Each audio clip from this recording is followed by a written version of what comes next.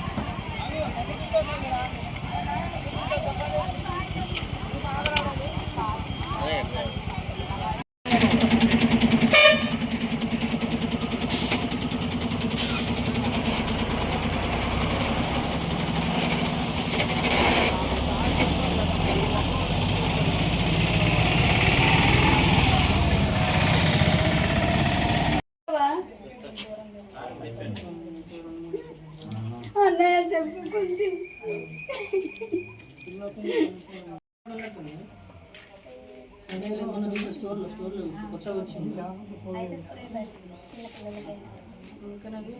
పాప